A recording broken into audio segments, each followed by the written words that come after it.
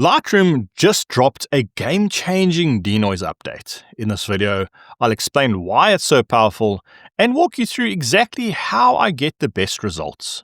If you shoot at high ISOs, you're probably tired of running AI denoise and creating new DNG files.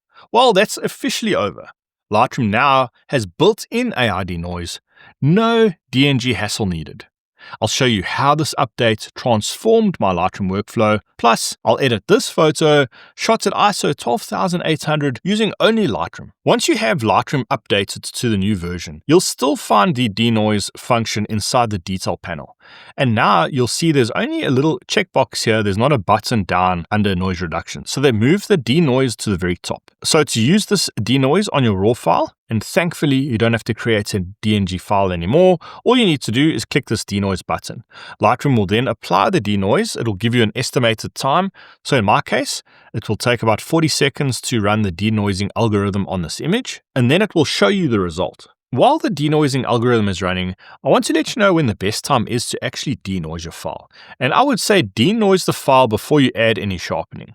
And there's a big reason for this. When you sharpen the image, you're increasing the detail in the image, and you'll also be increasing the noise in the image. So always run denoise before you add sharpening. It just allows you to have a look and inspect the image a little bit better without the sharpening being applied. So denoise first and then sharpen the image. And I quite like how Lightroom has set out this denoise here in the detail panel. It's got denoise at the top. So that's the flow that I would always follow if looking at the Lightroom panel here. I'm just going to close that manual noise reduction there. I'll always denoise the image first. And once I'm happy with how the noise is looking, I'll only then go and sharpen the image. Once Lightroom has finished running the algorithm, it will now show you the denoised version, and you can simply adjust the slider from 1 up until 100. Now, what's really nice is once this algorithm has run on the image, you can basically get almost a real-time preview of the noise after you've moved the slider here. So my advice is to always look at the image. Don't worry about the value that you are using on the denoise.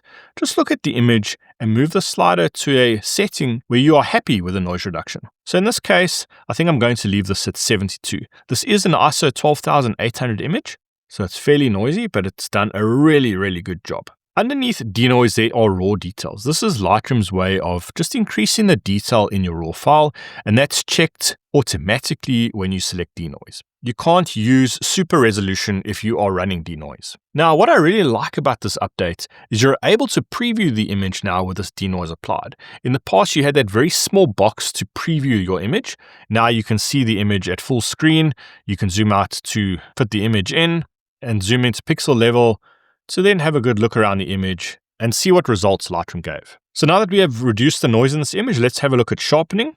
I'm going to increase my sharpening. I'm going to drop the radius down to 0.5 because I want to really add a very fine sharpening to this image. I think the sharpening will be fine at about 70. The most important slider here to use is masking. You don't want to sharpen the background. You only want to sharpen the subject.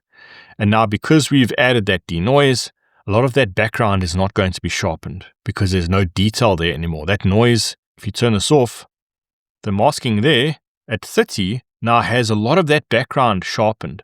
But adding the denoise, you can see there, none of that background is being sharpened there. So removing that noise is vitally important when sharpening your image.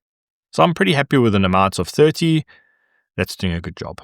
So let's edit this image. I'm going to increase the exposure slightly underexposed.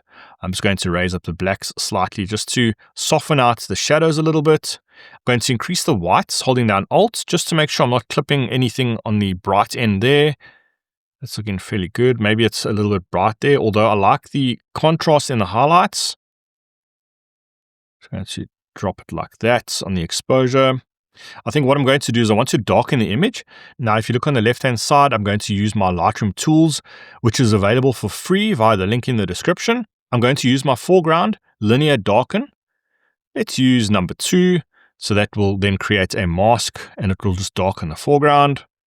Fairly happy with that. Let's just increase some of the shadows slightly. Now, there's a couple of issues with this image. The front chest here is very bright and the mouth is very bright. So I'm just going to throw on a quick brush. Very subtly, just going to drop down the highlights and the whites.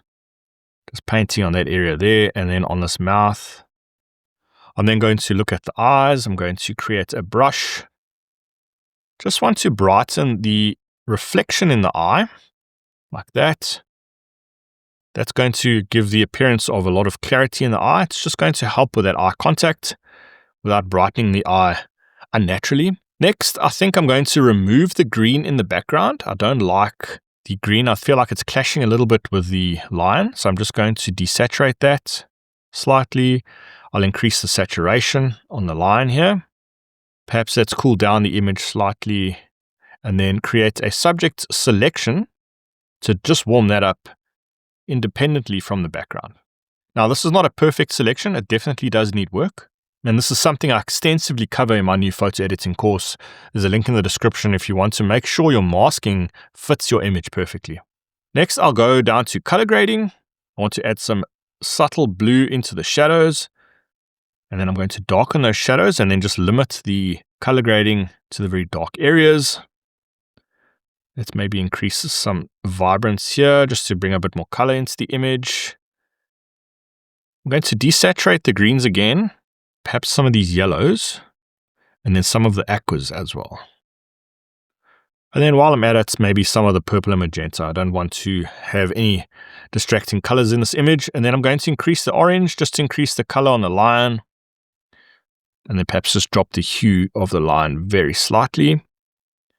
I think the last thing I want to do is look at adding a vignette. Just going to go down to my Lightroom tools here, add a quick vignette, just adjust the amount.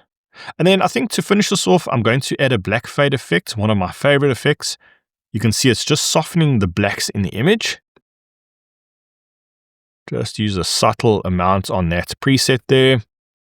Maybe just increase some of this exposure and perhaps just drop some of those highlights. Then maybe add in some clarity just to get the image to pop a little bit. And I think that's looking good. This is the before and this is the after. One of my favorite Lightroom tools is color grading. It's incredibly powerful for setting mood and tone. It can be tricky to master, however, but in this video, I'll break down everything you need to know.